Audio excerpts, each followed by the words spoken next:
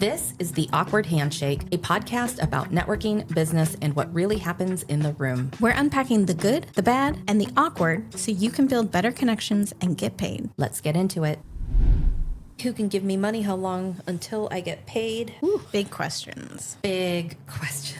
Oh, money. It creates so much stress. I always say that the fastest path to cash is definitely conversation, but you cannot sell people in a networking room, as I say, like you're hawking a sham wow on an infomercial. I hate it when people are trying to sell their sham wow. That doesn't work. And I used to work for an infomercial company, and it was fascinating working for that company. So now everything's like, are you just trying to hawk something like an infomercial? But I think people go to events, and I just want to say, please don't do that, because this question stalks us in the background. Who can give me money? How long can I get paid? And while not everybody goes to networking events just for this purpose, you can't tell me that you walk into a networking room and that thought is not just the thought bubble over like 90% of the heads in that room. Oh, yeah. And that's not to shame if it is, because it's in the back of all of our heads, if not the front. It's somewhere. Yes. Because why else are you in business? Yes, why are we don't want money? Yeah, why did you start a business? I think too, it's like, even if someone does say yes,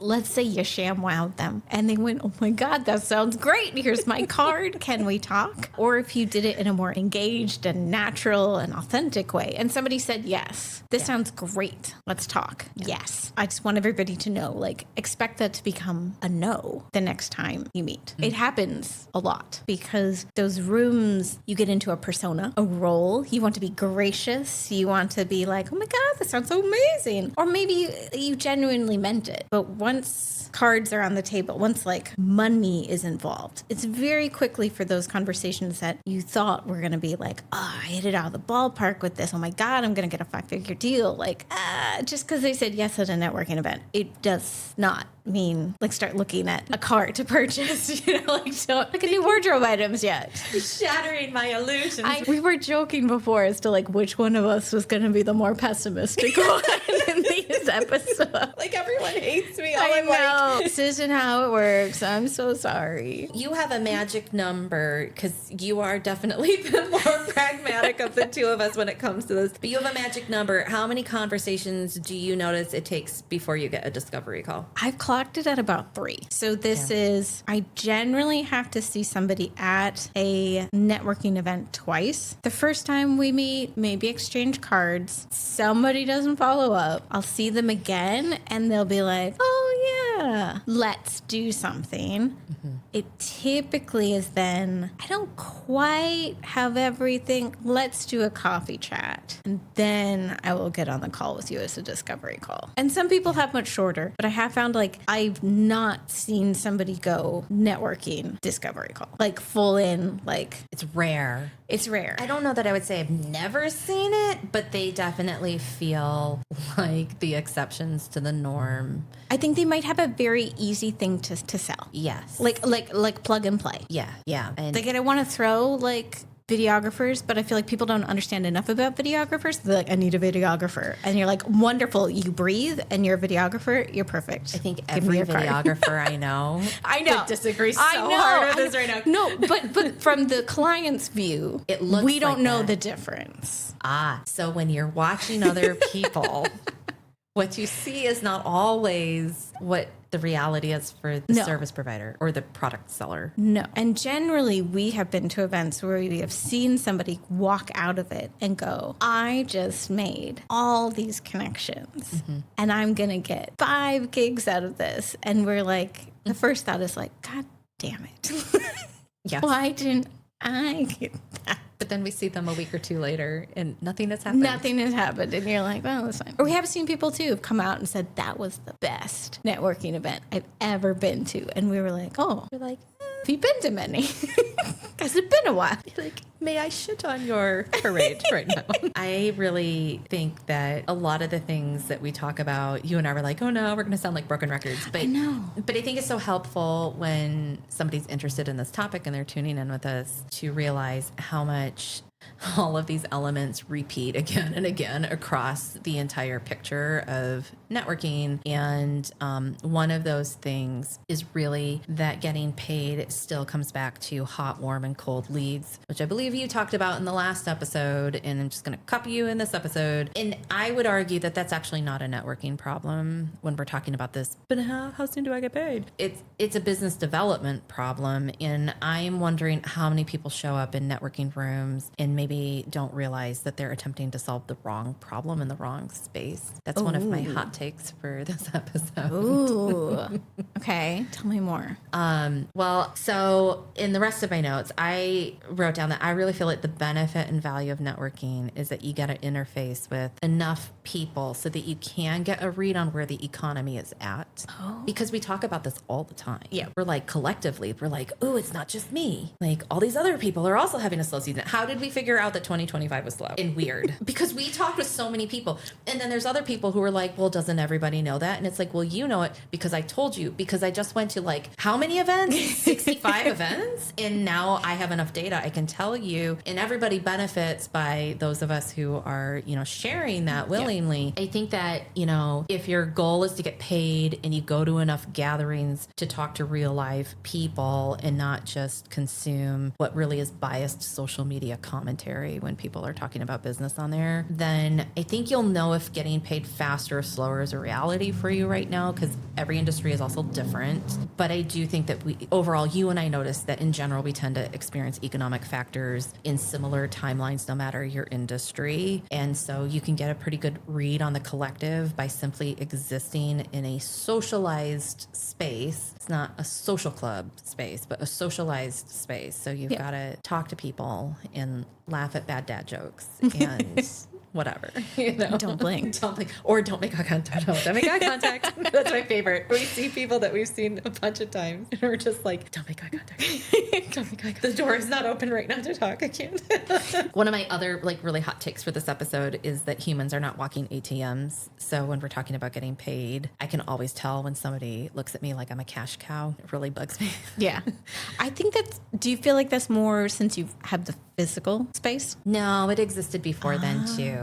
I think that when people talk, you and I will discuss bullshit reads on the things that people say. It's pretty clear usually when you talk with people if they are legitimately really making a living from what they're doing, which means they're going to invest in things because you can't do it alone. You need help. So clear when somebody is or is not. And so that has been going on for a while. And I think too, because my world is visible enough and I stay visible and I market enough. Yeah. Not great, but enough. People see me. I'm not, hiding in a closet somewhere and people are like, oh, I had no idea that you do these things, but they know. Yeah. And I would say has definitely gone up since the studio's open. And I think that people just think maybe because you have an office lease that you must be rolling in the dough. And I'm like, au contraire, mon frère. And I was like, I must have miser face. Nobody ever comes up to me and is like, would you like to invest in my business? Yeah, I feel like people sell me all the time on everything. They're like, do you need a website? Do you need a CRM? Do you everything? I'm like, no, I don't need that right now. Also, just use a spreadsheet. Whereas back when I did crafting, vending, people would, the food vendors would keep giving me extra food because they would be like, you just look so feedable. And I'd be like, great, just keep the free samples coming. And my husband would always be like, you're by the cheesecake lady again. I'm like, yes, I am. What is the problem with it? Use your resources. Yeah. Yes. Think to your point of the economy as a whole. Yeah. And that these spaces can exist as a way to get a reading on, is it me or is everyone having trouble, or is it in certain industries? I did hear a report that came out at the end of 2025 that the length of time to make a decision for B2B sales has gone up 24%. And that's because the number of people needed to make a decision for a B2B deal has gone from 5 people to 7 people. So there are more people that you need to convince to get that deal signed. So knowing things like that can help you be more patient with yourself. And also one of the best things that I learned, I mean, I'm trying to plug it, it's Leah Niederthal's like Smart Gets Paid, is if you do B2B, you need an entire system. It's not a funnel, but it's a system to help people make that decision. So you are being their support person for every single, all 7 people who need to make that deal. So even when you go into these networking things, it can be like, what information or like, what is the next step? I met them here. What is the next step to help them know, is this the right thing to do or not? And I know because we're going to have an entire episode on follow-up, because it's like, Oh, yes. yes, my soapbox is the hill I will die on. But like how long until I get paid? Well, how much support are you giving them to make that decision? Are you just, here's my business card and I'll never talk to you again? Or are you building up a trust and a rapport? Are you actively listening? Are you learning about them and saying, I hear that you're struggling with this? And looking at it from the economic standpoint, you know, it might show you, and I think we're going to talk about this later, like this is your lab, but certain needs come in and out of style, of necessity. And like if you are gung-ho on just this is what I do, and you don't adapt to what everyone in the room is telling you, that's not what I need right now, or that's not how I describe it. Like I was talking about with the videographers, all we know, as somebody who isn't in media, all I know is I need somebody to shoot a video. But to videographers, you know, you're in it, you have a different language. And so it's like, are we even using the right language to help somebody understand that you need me? Everything I'm hearing you talk about points back to leadership, and that follow-up sequence, which we are totally doing another episode on later, is all about you demonstrating how they are going to be led by you when they actually sign it and pay for that contract. Yes. And it kind of goes back to just basic networking lessons that we talked about in the last episode, which is like, you can't come to things empty-handed and be like, well, give me your money and then I'll give you something. It's like, you need to prove in some way that you are ready and capable. And I don't think that ever goes away, because part of me internally wants to argue back and say, well, if you have enough body of work behind you and like your testimonials do a lot of the speaking for you and you've got a reputation behind you, like, yay for you. But that's still, I don't think, enough, because when we look at economics right now, like budgets are tighter. People make decisions differently. They have to make decisions differently. The world is very unstable right now. And so whether you're a micro, like solopreneur, or you're a big corporation, like big contract, multi-decision maker, you know, longer timeline sale, as the person who is leading those people through the decision-making process, like you said, you're going to need more patience. I really feel like this is really where the work begins. And it's sort of like, by the time they pay you, it should make up for that previous labor, because you're also learning enough about them. So that when you do sign the contract, you're like ready to work. You have vetted them at that point, right? You've been able to say, this is somebody, they show up like how I want them to show up. They have I think I can handle them. I can deal with them. I want to help them. But also, every single step of the way, you are showing, this is how, if you've worked with me, these are my boundaries. And so even with the follow-up, are you following up at like 2 a.m? Because I check timestamps on emails from people. Same. And it tells me so much. And like, you could, you know, schedule it for 8 a.m. Yeah, super easy. It's a free thing now. It used to not be free. It's free. It's easy. It's been free for so long. But like, you get to set the boundaries and say, this is how I operate. This is how I interact. And I think it's important to remember when you go networking that even though it might feel like this is the room where it all happens, these are where the deals are made. It's not. Nobody rocks in and makes a 5 or 6 figure deal over like a happy hour. No, because the things you need to talk about for that deal, legitimately, that conversation cannot happen in that room. No. And so they're not in a point to definitively say yes. So even if they say, that sounds great, all that meant is, that sounds great, we should talk more, because I don't have any details on you and you don't have any details on me. And it's not to say like, you should be excited because you got somebody through that first step. But if you feel like everyone is actually like exchanging money and contracts in a room around you, they're not. You You shattered my illusion. I know. Well, the first VO I went through, that's how it felt. Like you would watch other people interact. Yeah. And they like cards would be exchanged. And the first thing is like, damn it, they just got a sale. See, I just see people and I look at them and I'm like, wow, that person is really good at peacocking. Like their feather, their plumage is so lush and beautiful, and look at them go. And maybe, maybe this is for context, because when I first leapt out of the 9-to-5, I was doing B2B contracts. And because entertainment is such an nepotistic industry, I never had to worry about marketing at all. I just like had my network, and they reached out and word got around that Mary's available. And I had some really big contracts. My biggest contract back in the day was with Fandango, and it was really nice money. Because I've had that and I know how that conversation happens, I look around a networking room and I just know like, that's not happening here. Sometimes I can also know enough about who's in the conversation to know that like, well, that guy just told me last week about all of like the financial problems that are going on in his company. He can't afford this Yahoo whatever. Yeah. Like he can't. So sometimes I'm just like, oh, look at them doing their plumage dance with their feathers all up in the air. And I think that's where it becomes very entertaining. No, I think I think your unique background speaks to that. Yeah. But I love that you pointed out that follow-up process is what happens outside of the room where you think it happens. Yes. Is where you also discover, are they going to be a PETA client? Because it's like dating. Everything comes back to being like dating. And unfortunately, and I hate dating, as you know.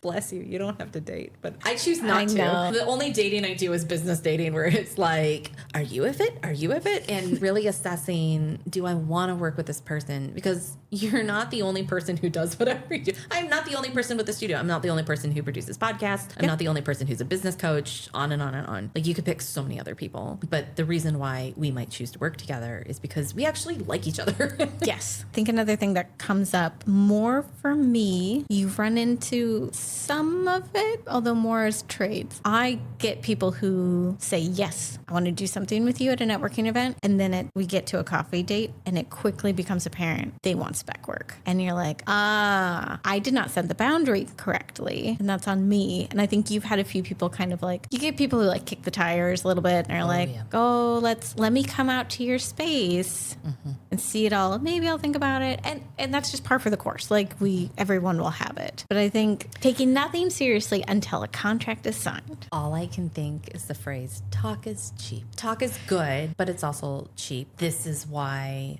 this is really the first part of the conversation, because you're right, follow-up is definitely the part that comes next. And that's where it's like, okay, do you put your money where your mouth is, literally in this sense? Or, when the rubber meets the road, do you step up to the plate? Are you all hat, no cattle, and you just talk a real big game and you've got beautiful peacocking feathers in a room? Or do you actually really do what you say you do? And not that, because nobody is made of infinite budget or money. I mean, maybe there's like 1% of the population, but for the rest of us mere mortals, we have to mind our budgets. And, you're not going to hire, well, I hope to God, you're not going to hire like 2 web designers at the same time working on the same project. You wouldn't do that, No. So yeah, I think like this question of when do you get paid? Because this is a private question you and I have been asked so many times. Yeah. They're like, oh, you guys went to all these things, but last episode was, is it worth it to go? And then the next question is like, but how soon until you get paid after you do all that work? Quote work. Yes. Mm-hmm. Mm-hmm. I mean, it is networking.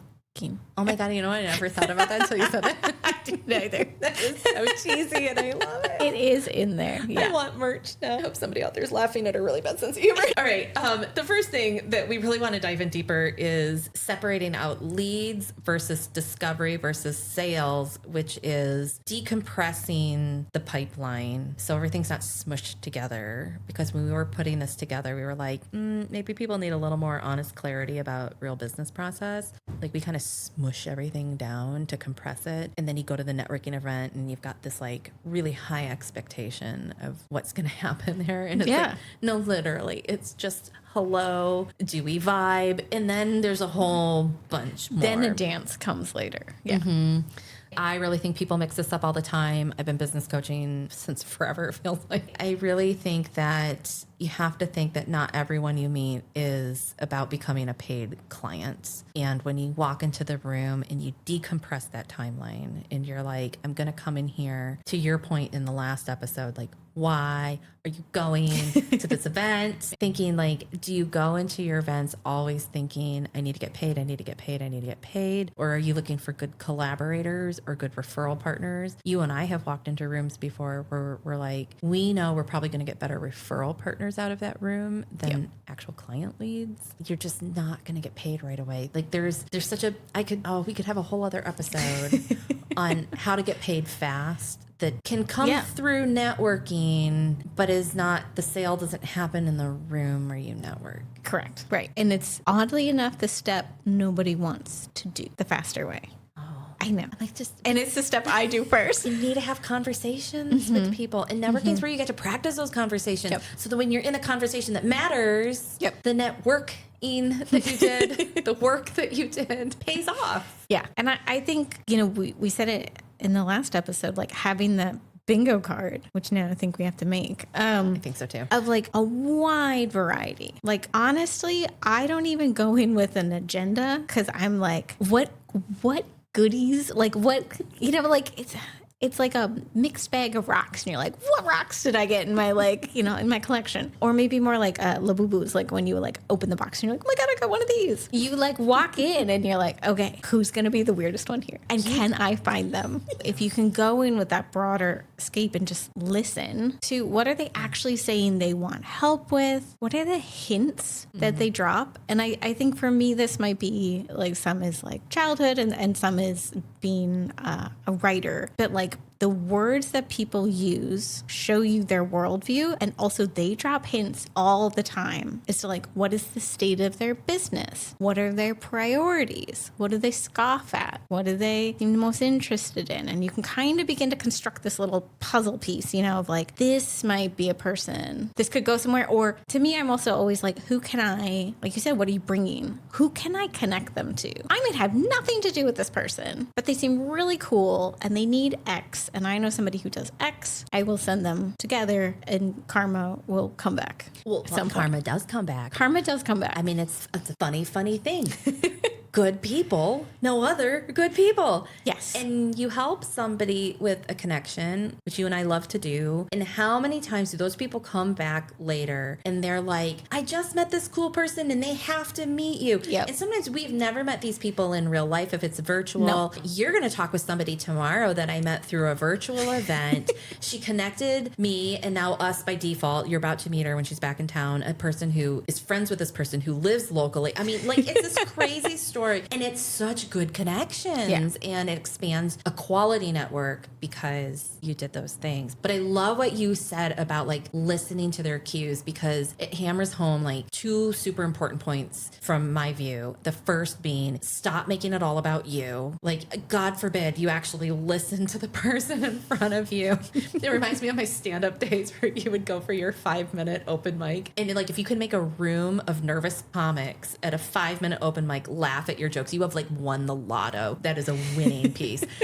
Because they're just not paying attention. They're so in their words and they're in their minds rehearsing all their things, and they're just waiting for the MC to call their name to come up and do their 5 minutes. And I feel like so many of the people that we interact with in networking groups are like the nervous comics who are just rehearsing their thing in their head, and there's so much in their head, and it's like, you actually will relax more if you just leave your own bullshit and just focus on the other person. Because the second part is that all those little hints they drop is going to help you firm up how you talk about your offers and make it more compelling and shorten that timeline to like wanting a better discovery call or being able to identify somebody in their network who they're like, oh, you really need to talk to my friend, actually. I wonder if a lot of people forget that.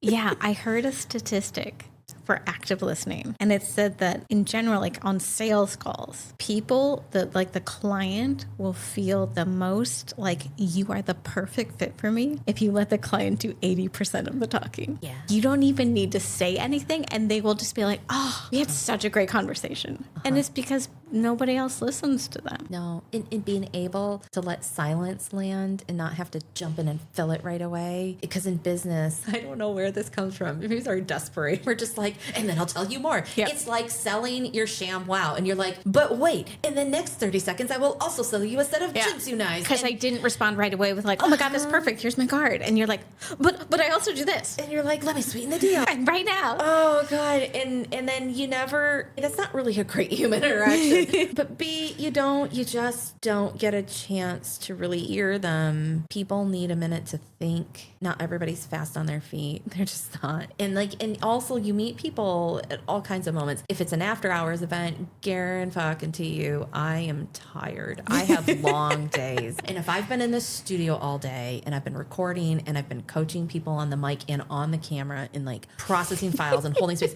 and then I've got virtual clients and I'm like processing one thing over here, doing the active thing over here, coming back to check the file. And like, I mean, I task switch so hard all day long. And then we go out to an after hours event and I'm like, you warned me ahead of time. I do, I warn you. And I'm like, I'm really tired right now. What's better? I'm going to cut a pitch. If any guy tries to sell me on this. Oh, God. And I love it when you notice it across the room and you see my face and I'm like, I'm going to cut a bitch right now. Like, is he really talking about this right now? People need just like a minute to catch up to the conversation because in your mind, you've played out some scenario and they're not in that They're scenario. not in that scenario at all. No, and a lot of times too, you can use it if they have objections. That is data for you, right? Of what objections, there's nothing wrong with objections. Oh, I love this, to have a conversation just to hear the objections. Oh, that's because so good. then you know what you need to do to overcome them. Well, then the networking event becomes incredibly valuable because you're solving some serious business pipeline issues. Well, like we talked about this, and I think we're going to talk about it later. We A/B test everything. So when I used to say, like, I help fan-based businesses, people would be like, I don't understand what that is. And I'd be like, oh, and I used to think I need to change that. And now I'm like, oh no, you just don't actually see your audience as fans.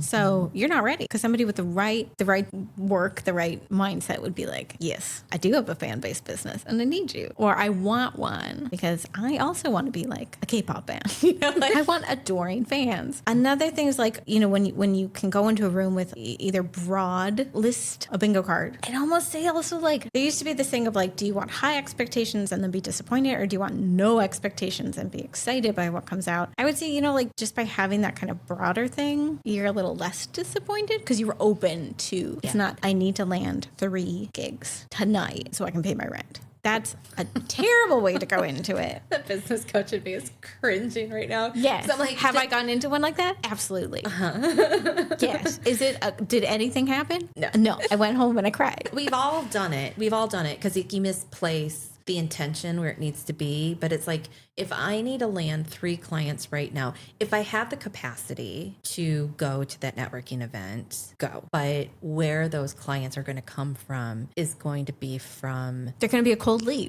And now we got to go all the way. I know. And it's like, okay, you should really be at home looking through your network and evaluating who's hot or warm and making, you know, appointments so that you can have those conversations or sending the messages or whatnot. But that is far less sexy to do. But that's also not what you solve. No. What problem do you really need to solve? Yeah. Like you said, if the thing is driving you that you're like, I need money now, going to a networking event is not the thing to do. That is a 3 to 6 month pipeline. Yes, it really is. And I mean, this is like old business coach Mary coming out. But when people would show up in a coaching room with me and they're like, I'm having like true desperation times. Like, I need to get paid. I need to pay my mortgage or my rent. I need to put food on the table. I mean, basics need to be covered. We would have a come to Jesus talk about the state of their network. We would really look at who is a warm lead and a hot lead. And there would be a lot of times where they would come back and either they had never engaged in a lot of networking or they hadn't maintained the network that they had naturally built over time. And just like friendships, I think we talked about this in the premiere episode, you can't just disappear on people and then come back and be like,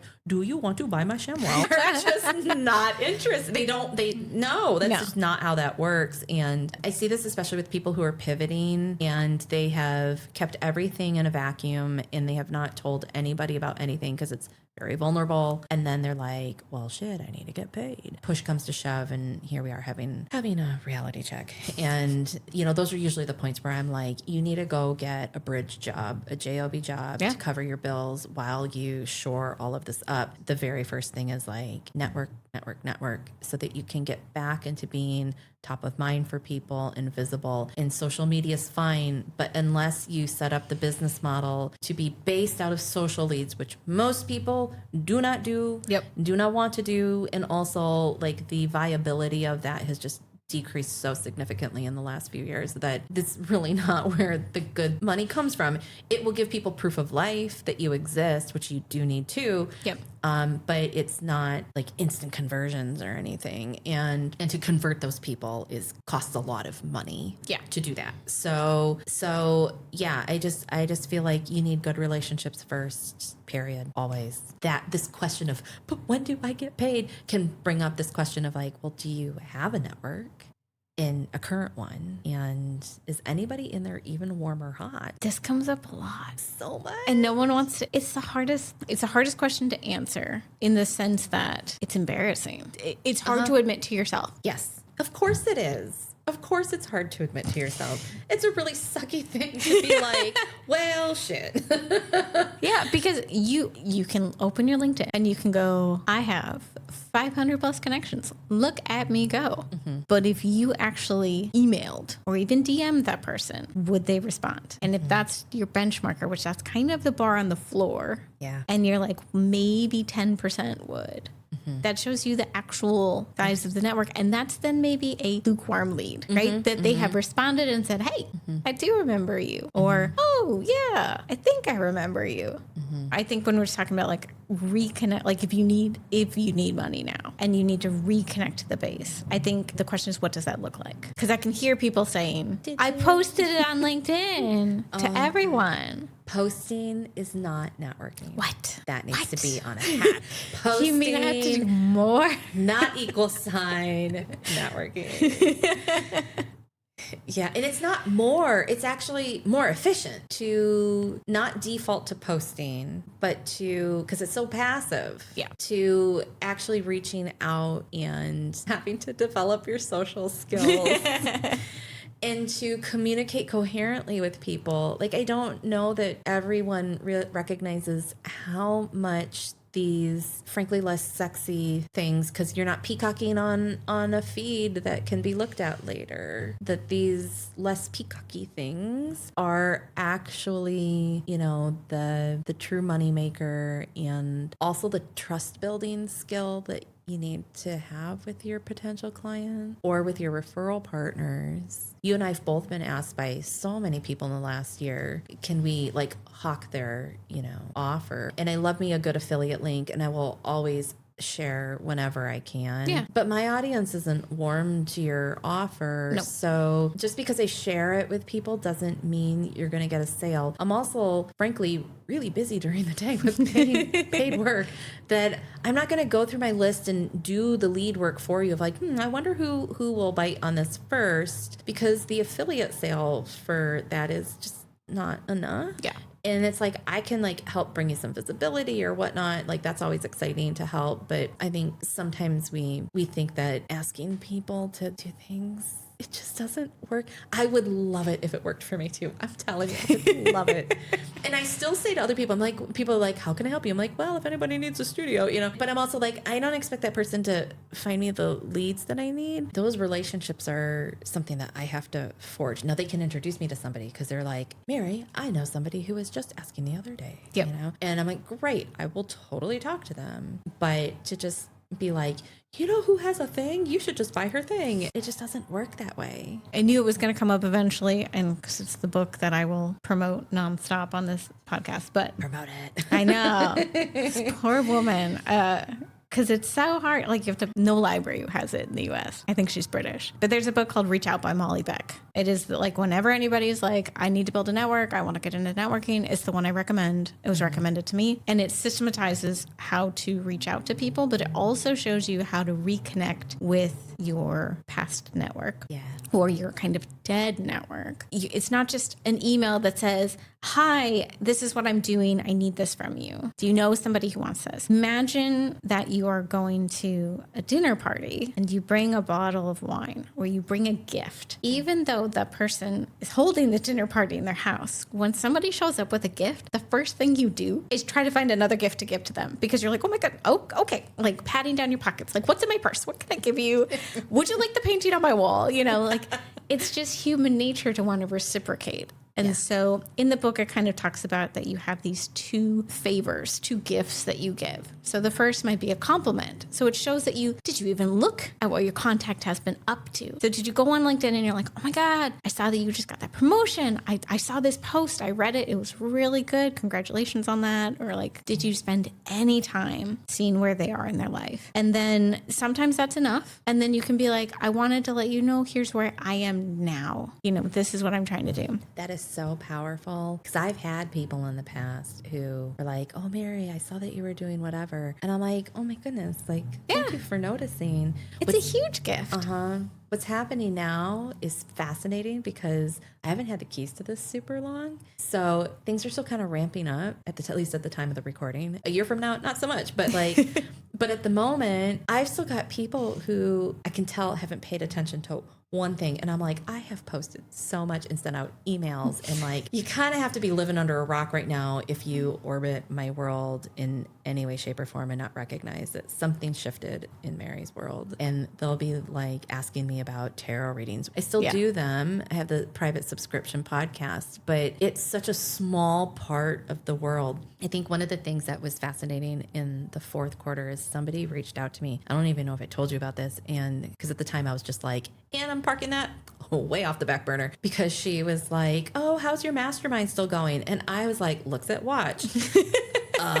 That retired more than 2 years ago. Where have you been? And I realized like, oh, what do you want? Yep. What do you need? But people really do notice compliments. And you always wear interesting earrings and people are like, I love your earrings. And they're really cool. But more than just like, oh, I love your earrings. Or, you know, it's always nice to be like, oh, you look so nice today or something, you know, that's always an appreciated compliment, I think, for anybody. But if you really want to make contact with somebody, to have paid attention to their world and to see them at an event and be like, hey, I loved that episode you guys just did on whatever. Yep. Like, boy, does that bump you to the top of the visibility list for them. I wish more people would do that, but it tells me how much people gloss over all of the marketing material that people send. Yes. Yeah, but it also shows how, like you said, one-sided and how little they care. Yeah. They did not take any time to just see how you're doing. They have not opened an email. They have not read an email. They have not looked at any of your social posts. They have not. Oh, that happened last summer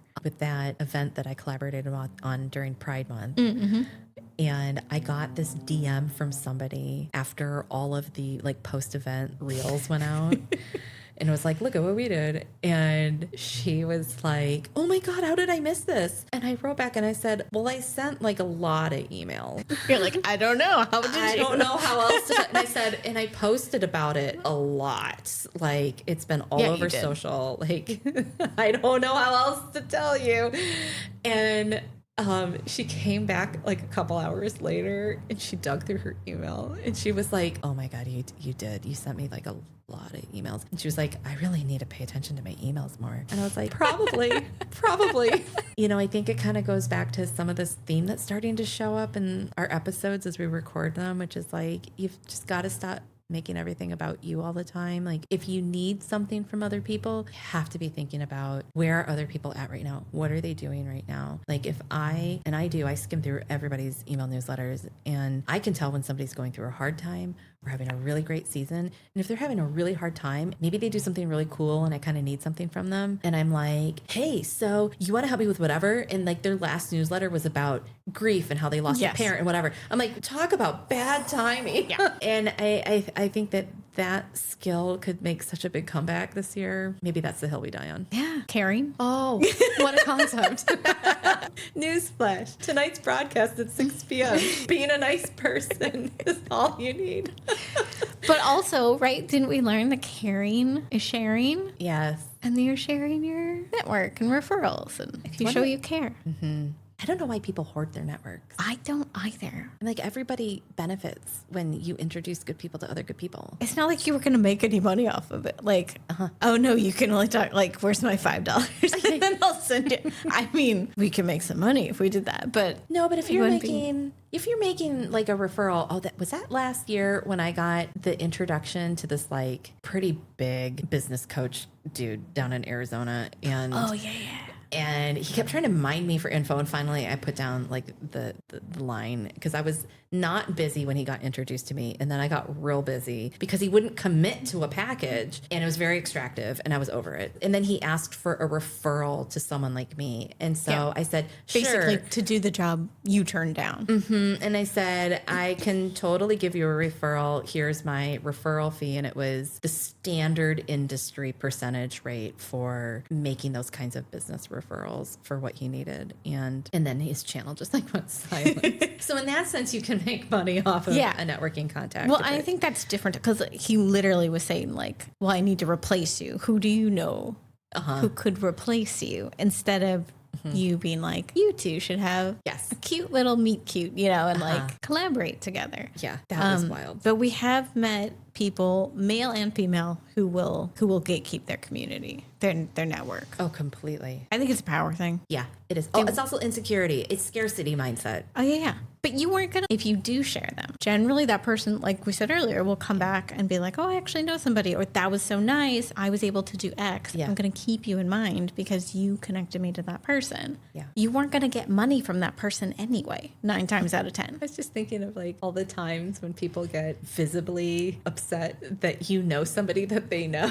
that they've been hoarding. And they're like, how do you know them? And it's like, we got introduced through this other person. Like, people know other people. Like, they're not yours to covet. And I you're personally not in an abusive relationship with them. So like, I personally get really annoyed when people do that towards me. Yes. Because I'm like, I introduce you to so many people. Yeah. I love that you made a really good point as we were getting this episode together about managing connections. And it was just sort of this random note, but we have to throw it in. So bonus at like the 15-minute mark to stop focusing on CRM software and like just simplify it. Just use a spreadsheet.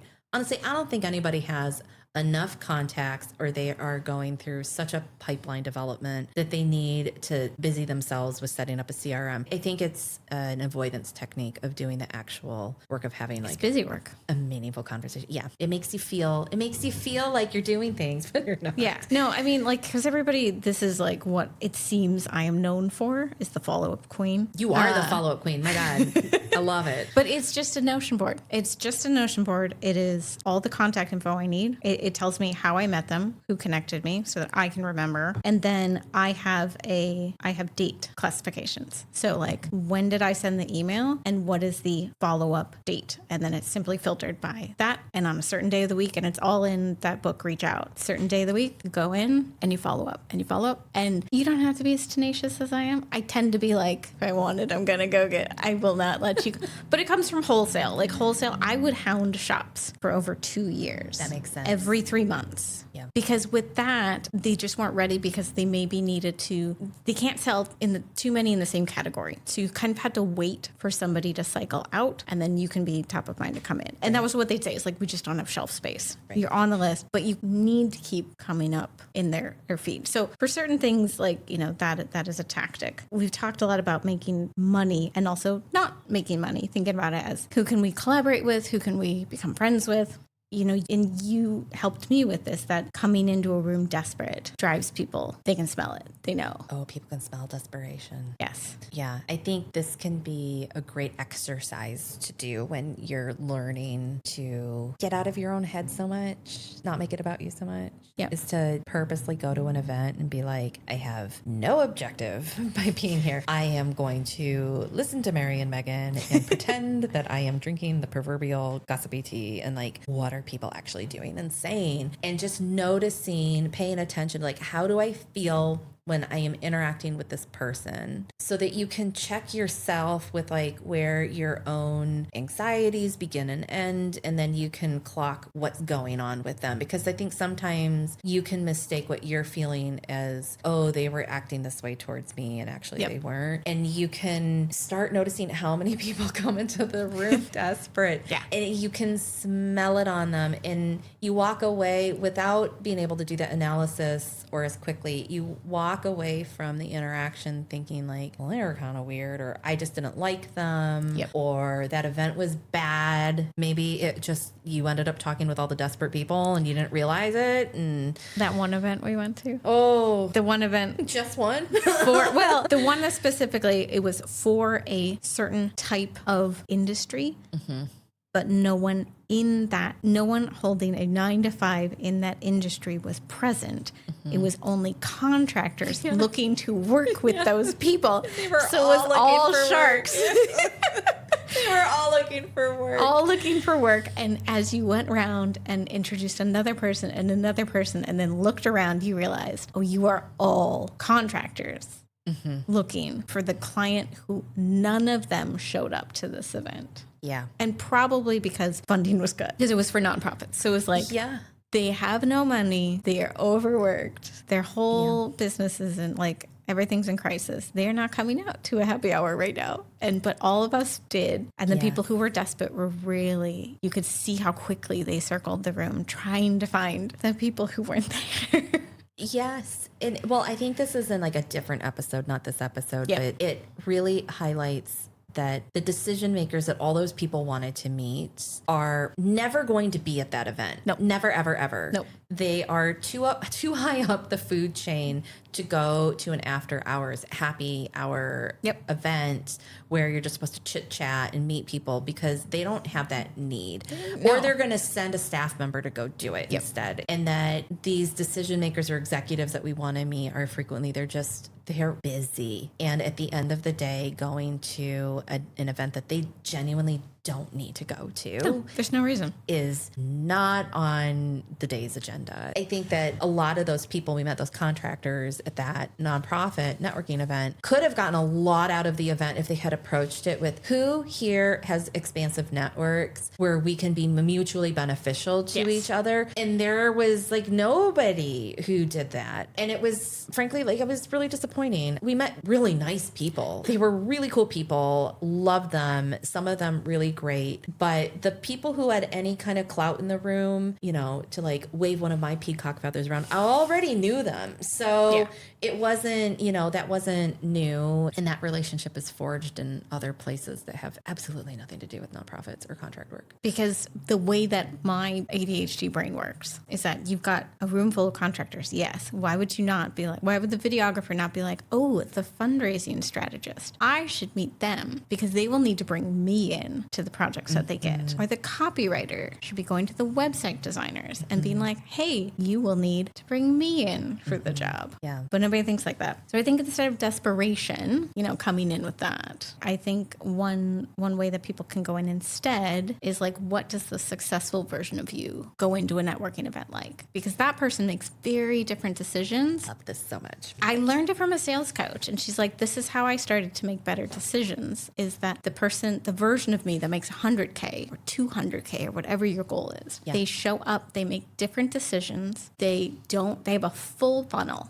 right? And that is more attractive to people in the room. And it might not be it's not the truth, but if you present it, you're not a hot mess. Like, people are like, oh, look at how successful they're so calm. They know what they're doing. They seem interested in what I have to say. I want to work with them. I think this goes back to, are you solving the right problem in the right room? And it's like, yes, two things can exist at the same time. You can be solving the right problem in terms of I'm networking to lead my way towards finding the clients and the connections that lead to those clients. Like, Money. yes. And also at the same time, you can need to be making money in some other capacity to reduce the desperation so that your conversations honestly are going to be better, because you're not going to be like, I'll take anything. You're like, no, I will take the thing I'm supposed to be doing. Yeah. Not everybody has the luxury of being able to say, I'm only going to wait for my absolute most ideal client. I have had such a bee in my bonnet about this for years because, you know, you like some people, you have to take contracts that aren't your favorite contract for a while.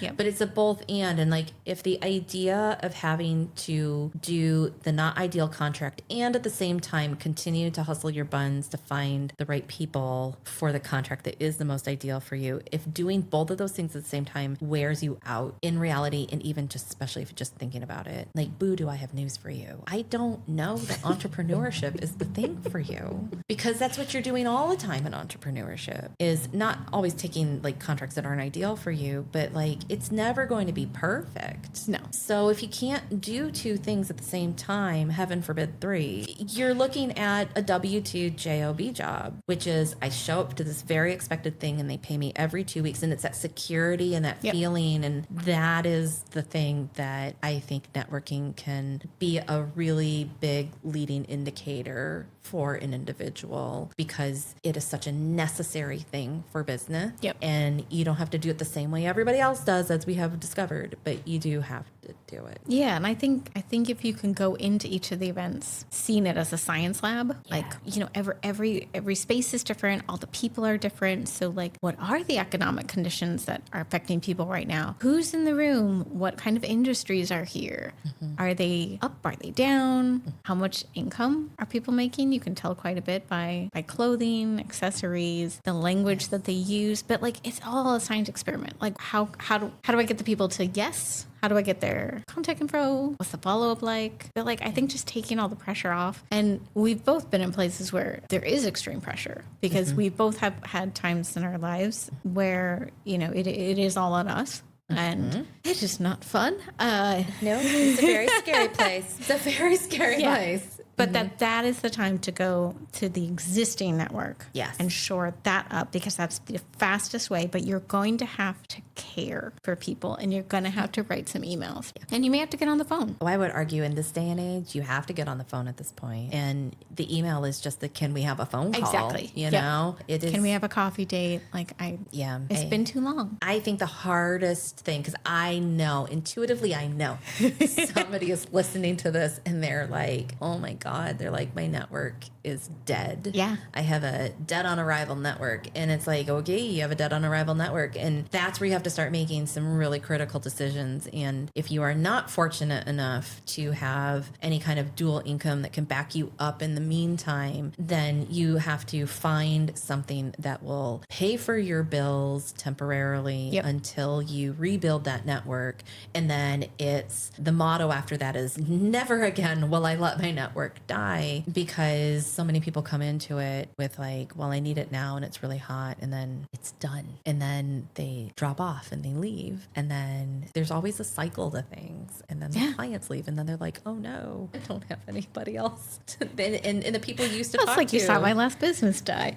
Yeah, that's what happens. Yeah. And then you say, never again. And you build it from scratch. It's kind of like when people come back to me for like coaching networking, and I'm like, I'm so heavily in the marketing media space now that I'm like, I still have some contacts, but a lot of those people have moved on from what they're doing too. So like everyone's constantly ebbing and flowing and changing. And so if you don't keep up with them, and they don't have an opportunity to keep up with you, you have such a problem. So maybe people have homework. They have homework. The homework question we had for them was so sexy. Homework is, we notice how many people we talk to who go into an event without any plan at all. So you could ask yourself, what's your plan for your next networking event? I just think like the more we can walk into these events and recognize that humans are not walking ATMs on two legs.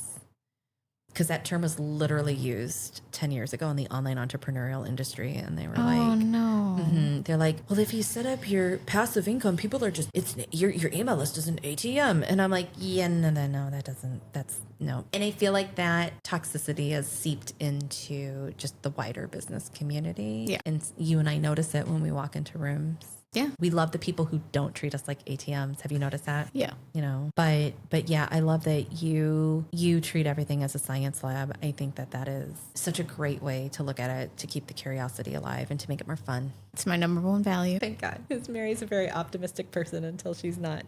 And then I get in the car with you and you're like, let's go science lab. And I'm like, did you notice?